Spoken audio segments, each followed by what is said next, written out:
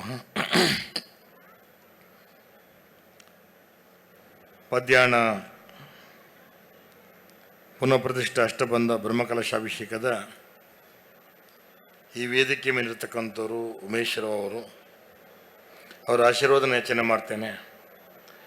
ಮತ್ತೊಬ್ಬರು ನನ್ನ ಊರಿನ ಪಾದಕಲ್ ವಿಷ್ಣು ಭಟ್ರು, ಭಾಳ ಖುಷಿ ಆಯಿತು, ಹೆಮ್ಮೆ ಆಗ್ತದೆ.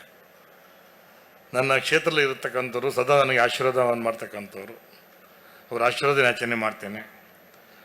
ಈಗ ತಾನೇ ಒಳ್ಳೆಯ ಸಂದೇಶ ಕೊಟ್ಟಂಥ ಮಾಧವ ಮಾನೆಯವರೇ, ಹಾಗೆ ಸೇರಾಜೆ ಗೋಪಾಲಕೃಷ್ಣ ಭಟ್ ಅವರೇ,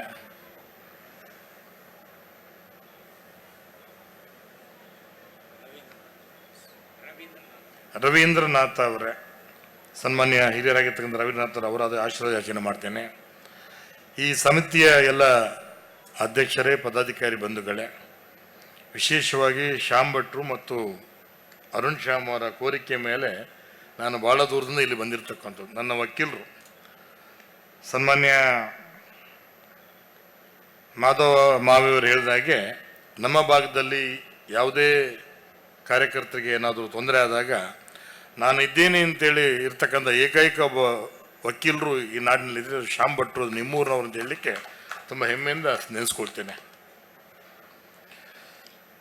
ಸರ್ವ ರೀತಿಯಿಂದಲೂ ಸಮರ್ಥನೀಯ ಮತ್ತು ಸಂಭ್ರಮದ ಸಾರ್ಥಕಗಳಿಗೆ ಅಂತ ಭಾವಿಸ್ತೇನೆ ಸ್ನೇಹಿತರೆ. ಕೇಳಿದ್ದೇನೋ, ಜಗದೀಶ ನಿರ್ಮಿತವು ಸೊಗದ ಈ ಜಗವೆಲ್ಲ, ಬಗೆಗೊಳ್ಳುವ ನವನು ಸ್ಥಾವರದಿ ಜಂಗಮದಿ ಎನ್ನುವಂತೆ ಹರಿವ ನೀರಿನಲ್ಲಿ, ಉರಿಯುವ ಬೆಂಕಿಯಲ್ಲಿ, ಬೀಸುವ ಬಿರುಗಾಳಿಯಲ್ಲಿ ಪರಮಾತ್ಮನ ಸಾನ್ನಿಧ್ಯವನ್ನು ಕಂಡುಕೊಂಡಂಥವ್ರು ನಾವು. ಹಾಗಾಗಿ ಹೇಳ್ತಾರೆ, ಅಲ್ಲಿರ್ಪ ಇಲ್ಲಿರ್ಪ ಎಲ್ಲಿರ್ಪ ಪರಮಾತ್ಮನೆಂದೇನೆ ಬೇಡ, ತಿಲದೊಳಗಿನ ತೈಲದಂತೆ, ಕಟ್ಟಿಗೆಯೊಳಗಿನ ಬೆಂಕಿಯಂತೆ, ಹಾಲೊಳಗಿನ ಬೆಣ್ಣೆಯಂತೆ, ಅಷ್ಟ ತನುವಿನೊಳಗೆ ಹುದುಗಿರಿಪ್ಪ ಪರಮಾತ್ಮನ ಮಾತನ್ನು ನಮ್ಮ ಶಾಸ್ತ್ರಜ್ಞರು ಒಂದು ಕಡೆ ಹೇಳ್ತಾರೆ. ಈ ನಿಟ್ಟಿನಲ್ಲಿ ಸೃಷ್ಟಿಯೊಂದು ಸತ್ಯ ಸಾಕ್ಷಾತ್ಕಾರದ ವೇದಿಕೆ ಆಗಬೇಕು, ಸಮಮನಸ್ಕತೆಯ ವಿಶ್ವಸ್ತ ಸಂಘಟನೆಯಾಗಿ ಸಮಾಜ ರೂಪುಗೊಳ್ಳಬೇಕು, ವ್ಯಕ್ತಿತ್ವದ ಅನಂತತೆಯನ್ನು ಮೀರಿ ದಾರ್ಶನಿಕ ಪ್ರಜ್ಞೆ ಎತ್ತರನ್ನು ಮುಟ್ಟಬೇಕು. ಇತಿಹಾಸದ ವರ್ತಮಾನದ ನಿರಂತರ ಉದಾಹರಣೆಗಳು ನಮ್ಮ ಭವಿಷ್ಯತ್ತಿಗೆ ಎಚ್ಚರ ಮೂಡಿಸ್ಬೇಕಂತಕ್ಕಂಥ ಚಿಂತನೆಯೊಂದಿಗೆ ಕಟ್ಟಿಕೊಟ್ಟಿರ್ತಕ್ಕಂಥ ನಮ್ಮ ಆಧ್ಯಾತ್ಮಿಕವಾದಂಥ ವ್ಯವಸ್ಥೆ ಸ್ನೇಹಿತರೆ. ಈ ನಾಡಿಗೆ ಒಂದು ಶ್ರೇಷ್ಠವಾದ ಪರಂಪರೆ ಇದೆ. ಹೇಳ್ತಾರೆ, ತುತ್ತಿಗಿಂತ ತತ್ವ ಹಿರಿದೆಂದರಿತು, ತತ್ವವನ್ನು ತಲೆಯ ಮೇಲೆ ಹೊತ್ತು ಜನಕ್ಕಂಜಿ ನಡೆಯದೆ ಮನಕ್ಕಂಜಿ ನಡೆದ ಮರಣವಿಲ್ಲದ ಮಹಾಂತರಿಂದಾಗಿ ಈ ನಾಡು ದಿವ್ಯತೆಯನ್ನು, ಭವ್ಯತೆಯನ್ನು, ಶ್ರೇಷ್ಠತೆಯನ್ನು, ಜ್ಯೇಷ್ಠತೆಯನ್ನು, ಸಂಸ್ಕಾರವನ್ನು, ಸಂಸ್ಕೃತಿಯನ್ನು ಕಂಡಿದ್ದ ಸ್ನೇಹಿತರೆ. ಹೇಳ್ತಾರೆ, ತ್ಯಾಗರಾಜರ ಗಾನ, ವಾಲ್ಮೀಕಿ ಕವನ, ರಾಮನಡಿ ಇಟ್ಟನೆಲ್ಲ, ಭೀಮನುಸುರಿದ ಗಾಳಿ, ವ್ಯೋಮದಿ ಭಗೀರಥಂ ತಂದ ಸುರತಟಿನಿ, ಸೋಮನಂ ಪೆತ್ತ ಕಡಲ್. ಇಂಥ ಹಿರಿಮೆಗೆರಿಮೆ ಉಳ್ಳಂಥ ನಾಡು. ಅದಕ್ಕೆ ಪೂರಕವಾಗಿ ನಮ್ಮನ್ನು ಕೈ ಹಿಡಿದು ಮುನ್ನಡೆಸಿದಂಥ ಈ ನಾಡಿನ ಸಂತ ಶ್ರೇಷ್ಠರು, ಶರಣ ಶ್ರೇಷ್ಠರು, ವಚನ ಶ್ರೇಷ್ಠರು, ವೈದಿಕ ಶ್ರೇಷ್ಠರು ಸ್ನೇಹಿತರೆ. ಭಾರತ ಹಲವು ಸಂಸ್ಕೃತಿ ತವರನ್ನೆಲ್ಲ, ಬಹುಬದುಕುಗಳ ಕಥನ ಅಂತಕ್ಕಂಥ ಮಾತನ್ನು ಹೇಳ್ತೀವಿ. ಈ ನಾಡಿಗೆ, ಈ ಮಣ್ಣಿಗೆ, ಈ ಭೂಮಿಗೆ ಅಂತರಾಳದ ಒಂದು ಧ್ವನಿ ಇದೆ ಸ್ನೇಹಿತರೆ.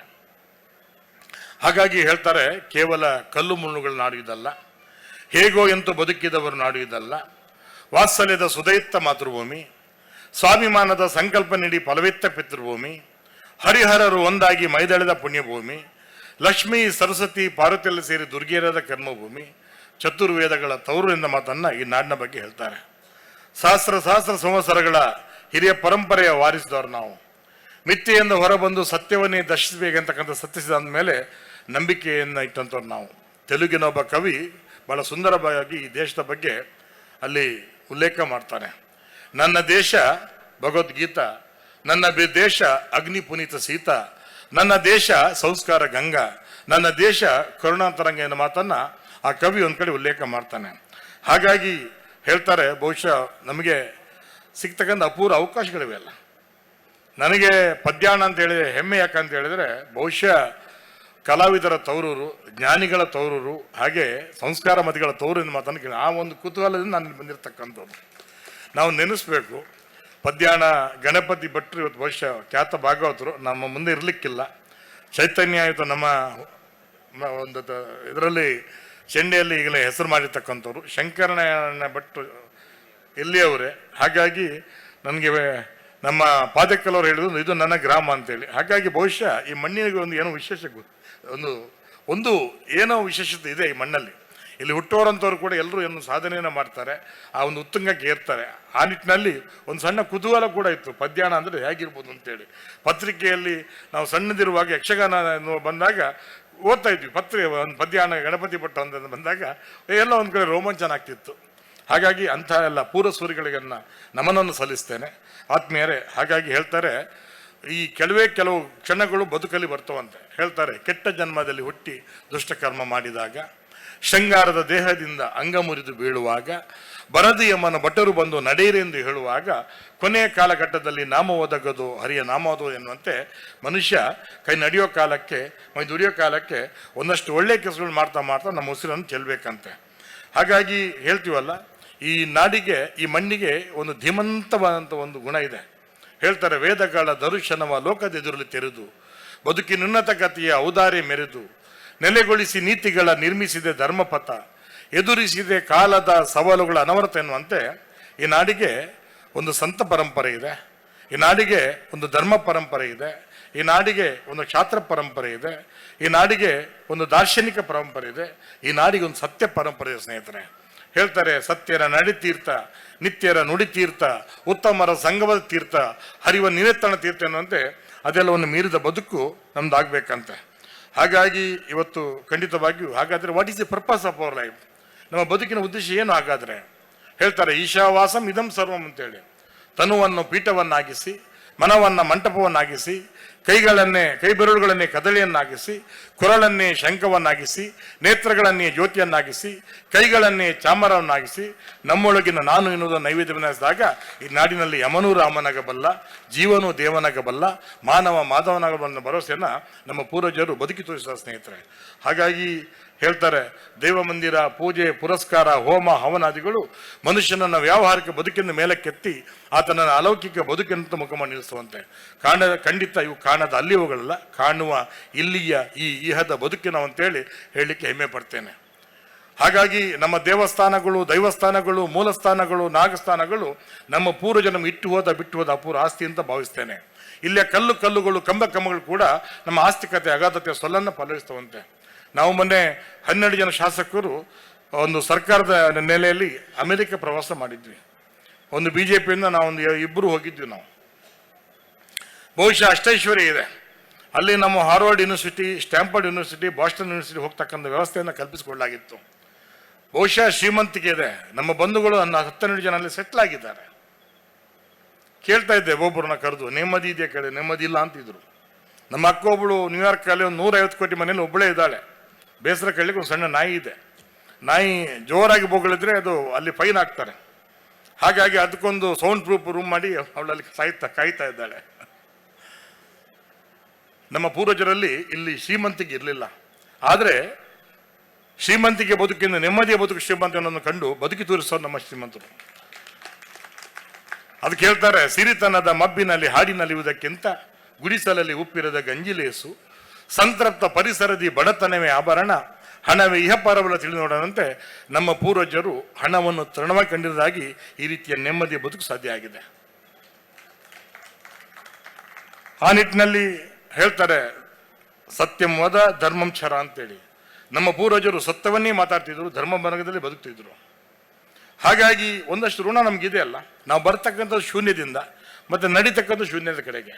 ಅದರ ನಡುವೆ ಮಾತೃಋಣ, ಪಿತೃಋಣ, ದೈವಋಣ, ಸಮಾಜ ಋಣ, ಈ ಎಲ್ಲ ಋಣ ತೀರಿಸಿ ನಾವು ಮುಂದೆ ಹೋಗ್ಬೇಕಂತೆ. ಒಂದು ಊರಲ್ಲಿ ಹುಟ್ಟುವಂಥದ್ದು, ಬೆಳೆಯುವಂಥದ್ದು ಯಾವುದು ಋಣ ನಮ್ಮನ್ನು ಕಟ್ಟಿ ಆಗ್ತದೆ. ನಾನು ಕೂಡ ದೂರದ ಬಳ್ಳಾರಿಯಲ್ಲಿ ನನ್ನ ಬದುಕನ್ನು ಕಟ್ಟಿಕೊಂಡಂಥವನು. ನಮ್ಮ ಹಿರಿಯರು ಇಲ್ಲಿದ್ದಾರೆ, ನನಗೆ ಗೊತ್ತಿರಲಿಲ್ಲ ನಾನು ಇಲ್ಲಿ ಬರ್ತೀನಿ, ನಾನು ಶಾಸಕ ಆಗಿದ್ದು ನನಗೆ ಗೊತ್ತಿರಲಿಲ್ಲ. ತೇನವಿನ ತೃಣಮಪಿನ ಚಲತಿ ಅಂತೇಳಿ, ಅಂದರೆ ಭಗವಂತನ ಒಂದು ಆಜ್ಞೆ ಇಲ್ಲದೆ ಒಂದು ಹುಲ್ಲು ಕಡ್ಡಿ ಕೂಡ ಅಲ್ಲಾಡೋದಿಲ್ಲ ಅಂತೆ. ಹಾಗಾಗಿ ನಾವು ಹುಟ್ಟಬೇಕು, ಬೆಳಿಬೇಕು ಅಂತ ಹೇಳಿದರೆ ಹೇಳ್ತಾರೆ, ಹೆತ್ತ ಸೂತಕವು 10 ದಿನ ಪರ್ಯಂತ, ಸತ್ತ ಸೂತಕವು 11 ದಿವಸ, ಮತ್ತೆ ಋಣ ಸೂತಕವು ಜನ್ಮ ಜನ್ಮಾಂತರದಿ, ಎತ್ತ ಹೋದರೂ ಬಿಡೋದು ಬೆನ್ನತಿಬಹುದು ಅನ್ನುವಂತೆ ಬಹುಶಃ ಯಾವುದೋ ಒಂದು ಋಣ ನಮ್ಮನ್ನು ಕಟ್ಟಿ ಆಗ್ತದೆ. ಇಲ್ಲಾಂದ್ರೆ ಎಲ್ಲಿಯ ಕಾಪು, ಎಲ್ಲಿಯ ಪದ್ಯಾನ, ನಾನಿಲ್ಲಿ ಬರುವಂಥದ್ದು, ನಿಮ್ಮನ್ನು ಉದ್ದೇಶ ಮಾತಾಡ್ತಕ್ಕಂಥದ್ದು, ಒಂದಷ್ಟು ಸ್ನೇಹಿತರು, ಗೆಳೆಯರು ನಮ್ಮ ಈ ಭಾಗದಲ್ಲಿ ಇರ್ತಕ್ಕಂಥದ್ದು, ಯಾವುದೋ ಋಣ ನಮ್ಮನ್ನು ಕಟ್ಟಿ ಆಗ್ತದೆ. ಆ ನಿಟ್ಟಿನಲ್ಲಿ ಖಂಡಿತವಾಗಿಯೂ ನಾನು ಹೇಳ್ತೀನಲ್ಲ, ಜನ್ಮವಿತ್ತವರಾರು ಅನ್ನವಿತ್ತವರಾರು, ಅರಿವ ನಿನಗುಣಿಸಿ ಸಾಕಿ ಸಲಹಿದವರಾರು, ನಿನ್ನ ಸುಖ ಸಂಜಯಕ್ಕೆ ಬೆವರ ಸುರಿಸಿದವರಾರು, ನೀನ್ ಋಣದ ಸರಮಾಲೆ ತಿಳಿದು ನೋಡಿ ಅನ್ನುವಂತೆ ಬಹುಶಃ ಯಾವುದೋ ಒಂದು ಋಣ ನಮ್ಮನ್ನು ಕಟ್ಟಿ ಆಗ್ತದೆ ಆತ್ಮೀಯರೇ. ಹಾಗಾಗಿ ಮೊನ್ನೆ ಕುವೆಂಪುರವರ ರಾಮಾಯಣ ದರ್ಶನ ಓದ್ತಾ ಇದ್ದೆ. ಅಲ್ಲಿ ಒಂದ್ ಕಡೆ ಉಲ್ಲೇಖ ಮಾಡ್ತಾರೆ ಅವರು, ಈ ನಾಡಿನಲ್ಲಿ ಮುಂದೆ ರಾಮ ಹುಟ್ಟಲಿಕ್ಕಿಲ್ಲ, ಆದರೆ ರಾಮನಂತವ್ರು ಖಂಡಿತ ಹುಡ್ತಾರೆ ಅಂತಕ್ಕಂಥ ಮಾತನ್ನು ಉಲ್ಲೇಖ ಮಾಡ್ತಾರೆ. ಆ ರಾಮ ಹೇಗಿರ್ತಾನೆ ಅಂತ ಹೇಳಿದ್ರೆ ಹೇಳ್ತಾರೆ, ಶ್ರೀರಾಮನ್ ಆಹ್ಲಾದ ರೂಪಿ ಔದಾರ್ಯ ನಿಧಿ ನಿರಸೂಯಿಂ ಸರ್ವರ್ ಅನುರಾಧ ಭಾಜನಂ ಮತ್ಸರ ವಿದೂರನ್ ಶಾಂತಿ ಕನಿ ಪ್ರಿಯ ಭಾಷಿ ಹಿತ ಸಕಂ ಮಿತ ಮಾರ್ಗಿ ನಗುಮುಗದ ಸಂಯಮಿ ಕೃತಜ್ಞತಾ ಮೂರ್ತಿ ಮೇನ್ ಜ್ಞಾನಿ ಸಜ್ಜನ ಪ್ರೇಮಿ ಪಂಡಿತಂ ರಸಾದರ್ಶನ ಸ್ವಾದನಂ ಗೈವ ಸಹಜ ಕವಿ ಅಂತ ಮಾತನ್ನ ಶ್ರೀರಾಮನ ಬಗ್ಗೆ ಉಲ್ಲೇಖ ಮಾಡ್ತಾರೆ. ಹಾಗಾಗಿ ಇವತ್ತು ಖಂಡಿತವಾಗಿಯೂ ಇವತ್ತು ಒಂದು ಒಳ್ಳೆಯ ಗಳಿಗೆಯಲ್ಲಿ ನಾವೆಲ್ಲ ಸೇರಿದ್ವಿ ಆತ್ಮೀಯರೇ. ಬದುಕ ಪಯಣ ಅದು ಕೇವಲ ಮಸಂದರೆ ಮಾತ್ರ ಅಲ್ಲ, ಅದರ ಆಚೆ ಒಂದು ಪಾರಮಾರ್ಥಿಕ ಪಯಣ ಕೂಡ ಇರ್ತಾಂತೆ. ಸಾವನ್ನು ಗರ್ಭದಲ್ಲಿಟ್ಟುಕೊಂಡೇ ಬದುಕನ್ನು ಕಟ್ಟಿಕೊಳ್ಳೋ ಪ್ರಯತ್ನ ನಾವೆಲ್ಲ ಮಾಡ್ತಾ ಇರ್ತೀವಿ. ಸಾವು ಬದುಕಿನ ಅಂತಿಮ ಸತ್ಯ ಅನ್ನೋದು ನಾವು ಯಾರು ಮರಿಬಾರ್ದಂತೆ. ಹಾಗಾಗಿ ಹೇಳ್ತಾರೆ, ಬಯಲಲ್ಲಿ ಹುಟ್ಟಿ ಬಯಲಲ್ಲಿ ಬೆಳೆದು ಬಯಲಲ್ಲಿ ಬಯಲಾಗಿ ಹೋಗುವಂಥ ಬಯಲ ಬದುಕು. ಹಾಗಾಗಿ ಹೇಳ್ತಾರೆ, ಮಾತು ಮೌನಗಳ ನಡುವೆ ಏದುಸಿರು ಬಿಡುವ ಬದುಕ ಪಯಣ, ಹುಟ್ಟು ಸಾವುಗಳ ಜೋಳಿಗೆಯಲ್ಲಿ ಜೀವ ಸಂಕಟನ ಆವರ್ತನ ಎನ್ನುವಂತೆ ಕಾಮನ ಬಿಲ್ಲಿನಂತೆ ಕ್ಷಣಿಕವಾದ ಸಿರಿತನ, ಶರತ್ಕಾಲದ ಮೇಘದ ಚಂಚಲತೆಯಂತೆ ಯೌವನ, ಹುಲ್ಲ ಮೇಲಿನ ಮಂಜಿನ ಹನಿಯಂತೆ ಜೀವನ ಎನ್ನುವ ಮಾತನ್ನು ಹೇಳ್ತಾರೆ. ಹೀಗಾಗಿ ಆಕಸ್ಮಿಕ ಹುಟ್ಟು ಮತ್ತು ಅನಿವಾರ್ಯ ಸಾವಿನ ನಡುವೆ ಮನುಷ್ಯ ಬದುಕಿದ ಬಗ್ಗೆ ಹೇಗೆ, ಸಾಮಾಜಿಕವಾಗಿ ತನ್ನನ್ನು ಬಿತ್ತರಿಸಿಕೊಂಡ ಬಗ್ಗೆ ಹೇಗೆ, ಆಧ್ಯಾತ್ಮಿಕವಾಗಿ ಆತನ ಚಿಂತನೆ ಏನು, ಸಾಂಸಾರಿಕವಾಗಿ ಆತನ ನಡೆನುಡಿ ಅನ್ನೋದು ಸಮಾಜ ಬಗ್ಗೆ ನೋಡ್ತಾ ಅಂತೆ. ಆ ನಿಟ್ಟಿನಲ್ಲಿ ಇವತ್ತು ನಾರದ ಮಹರ್ಷಿ ದಿಲೀಪ ಚಕ್ರವರ್ತಿಗೆ ಒಂದು ಪ್ರಶ್ನೆಯನ್ನು ಕೇಳ್ತಾನೆ, ನಿನ್ನ ಬದುಕಿನ ಉದ್ದೇಶ ಏನು, what is the purpose of your life ಅಂತೇಳಿ. ಆಗ ದಿಲೀಪ ಚಕ್ರವರ್ತಿ ಕೊಟ್ಟಂತ ಉತ್ತರ, ಮೊದಲು ಪರೋಪಕಾರ, ಅನಂತರ ಆತ್ಮ ಸಾಕ್ಷಾತ್ಕಾರ, ನಾವು ಮಾಡ್ತಕ್ಕಂಥ ಎಲ್ಲ ಒಳ್ಳೆಯ ಕೆಲಸಗಳ ಮೂಲಕ ಕೊನೆಗೆ ಬ್ರಹ್ಮ ಸಾಕ್ಷಾತ್ಕಾರ ಅಂತೇಳಿ. ಹಾಗಾಗಿ ಒಂದು ಸಣ್ಣ ಒಂದು ಅವಲೋಕನ, ಚಿಂತನೆ, ಸಂಚಾರ ನಮ್ಮ ಒಳಗಡೆ ಸಾಧ್ಯ ಆಗ್ಬೇಕಂತೆ. ಅದು ಕೇಳ್ತಾರೆ, ಮನವ ಶೋಧಿಸಬೇಕು ನಿತ್ಯ, ದಿನ ದಿನ ಮಾಡುವ ಪಾಪ ಪುಣ್ಯದ ಲೆಕ್ಕ, ಧರ್ಮ ಅಧರ್ಮ ವಿಂಗಡಿಸಿ ಅಧರ್ಮದ ನರಗಳ ಬೇರೆ ಕತ್ತರಿಸಿ ಅಂತೇಳಿ. ಆತ್ಮೀಯರೇ, ಇವತ್ತು ಎಲ್ಲೊಂದು ಕಡೆ ಓಡುವ ಲೋಕದಲ್ಲಿ ಗೊಂದಲದ ಗೂಡಿನಲ್ಲಿ ನಾವು ಇದ್ದೀವಿ. ಹೇಳ್ತಾರೆ, ಎಲ್ಲವೂ ಕೂಡ ಸರಕಾಗಿ, ಎಲ್ಲರೂ ಸರಕಾಗಿಬಿಟ್ಟಿದ್ವಿ, ಎಲ್ಲವೂ ಸರಕಾಗಿಬಿಟ್ಟಿದೆ. ಮನಸ್ಸು ಮಾರುಕಟ್ಟೆಯಾಗಿದೆ, ಚಿಂತೆಗಳ ಸಂತೆಯಾಗಿದೆ, ಜಗ್ಗಾಟದ ಜಾತ್ರೆಯಾಗಿದೆ, ಪಾತಕಗಳ ಪಾತ್ರೆಯಾಗಿದೆ. ಹೀಗೆ ಬಗೆಹರಿದ ಲೆಕ್ಕ ಉತ್ತರ ಸಿಗದ ಪ್ರಶ್ನೆಗಳಲ್ಲಿ ಬದುಕು ಕಳೆದು ಹೋಗ್ತಾ ಇದೆ. ಪ್ರಶ್ನೆ ಇರುವಂಥದ್ದು why to live and how to live ಅಂತೇಳಿ. ಯಾಕೆ ಬದುಕಬೇಕು ಮತ್ತು ಹೇಗೆ ಬದುಕಬೇಕು ಅನ್ನೋ ಪ್ರಶ್ನೆ. ಮಕ್ಕಳಿಗೆ ಆಸ್ತಿಯನ್ನು ಮಾಡಬೇಕು, ಮಕ್ಕಳನ್ನೇ ಆಸ್ತಿಯನ್ನು ಮಾಡಬೇಕು ಅಂತ ಒಂದು ಗೊಂದಲ, ಜಿಜ್ಞಾಸೆ ಸ್ನೇಹಿತರ. ಈ ನಿಟ್ಟಿನಲ್ಲಿ ತುಂಬ ಕಷ್ಟಪಟ್ಟು, ನನಗೆ ಗೊತ್ತಿದೆ ಸಂಘಟನೆ ಸಂಕಟ, ಆ ಸಂಘಟನೆ ಮಾಡಿ ಮಾತ್ರ ಅರ್ಥ ಆಗ್ತದೆ. ಇಷ್ಟೆಲ್ಲ ಒಳ್ಳೆ ಕಾರ್ಯಕ್ರಮ ಮಾಡ್ತೀರಿ, ಜನ ಸೇರಿಸೋದು ಭಾಳ ಕಷ್ಟ ಆಗ್ತದೆ. ಯಾವ ಜನರಿಗೆ ಬೇಕಾಗ್ತಿಲ್ಲ, ಮಕ್ಕಳಿಗೆ ಬೇಕಾಗ್ತಿಲ್ಲ. ಹೇಳ್ತಾರೆ, ಎಚ್ಚೆತ್ತ ರಾತ್ರಿ ಹುಚ್ಚೆದ್ದ ಹಗಲು, ಮುರಿದು ಬಿದ್ದ ಕನಸು, ಹರಿದು ಹೋದ ಕಮ್ಮನಿ, ಜಾರಿ ಬಿದ್ದ ಭವಿಷ್ಯದ ಬದುಕು. ಆಯ್ತು, ನಮ್ದೆಲ್ಲ ಮುಕ್ಕಾಲು ವರ್ಷ ಆಯುಷ್ಯ ಮುಗಿತಾ ಬಂತು. ಪರ ದೇಶದಲ್ಲಿ ಪರ ರಾಜ್ಯದಲ್ಲಿ ಏನಾಗ್ತದೆ ನೀವು ನೋಡ್ತಾ ಇದ್ದೀರಿ. ಆದರೆ ನಾವು ಎಚ್ಚೆತ್ಕೊಳ್ಬೇಕು, ಈ ದೇಶ ಎಚ್ಚೆತ್ಕೊಳ್ಬೇಕು. ಈ ಮನುಕುಲ ಮತ್ತು ಮಣ್ಣು ಸದಾ ರಾಮನನ್ನಷ್ಟೇ ನೆನಪು ಮಾಡ್ತಾ ಇದೆ, ರಾವಣನಲ್ಲ. ಸ್ವರ್ಣನಗರಿಯನ್ನು ಕಟ್ಟಿದಂಥ ರಾವಣನಿಗೆ ಯಾವತ್ತೂ ಎಲ್ಲಿ ಪೂಜೆ ಸಲ್ಲಿಲ್ಲ. ಆದರೆ ಈ ನಾಡಿನಲ್ಲಿ ರಾಮನಿಗೆ ಪೂಜೆ ಸಲ್ತಾ ಇದೆ. ಇದು ಈ ಮಣ್ಣಿನ ಗುಣ. ಹಾಗಾಗಿ ತುಂಬ ಜನ ಇದಕ್ಕೆ ಒಂದೊಂದಷ್ಟು ಧನ ಸಹಾಯವನ್ನು ಮಾಡಿದ್ದೀರಿ. ನಾನು ಪ್ರಾರ್ಥನೆ ಮಾಡ್ತೀನಿ. ಹೇಳ್ತಾರೆ, ಅರ್ಥವಿಲ್ಲದ ಬದುಕಿಗೆ ಅರ್ಥವಿಲ್ಲ, ಅರ್ಥವೇ ಬದುಕಿನ ಪರಮಾರ್ಥವಲ್ಲೇನಂತೆ. ಆಗ ಬಾ ಈಗ ಬಾ ಹೋಗಿ ಬಾ ಎನ್ನದಲೇ ಆಗಲೇ ಕರೆದುಕೊಡುವನ ಧರ್ಮ ಹೊನ್ನಾಗಲೇ ಬಿಡುವುದು ಎನ್ನುವಂತೆ ಬಹುಶಃ ಅವರೆಲ್ಲರೂ ಕೂಡ ಭಗವಂತ ಒಳ್ಳೆಯದನ್ನು ಮಾಡಲಿ.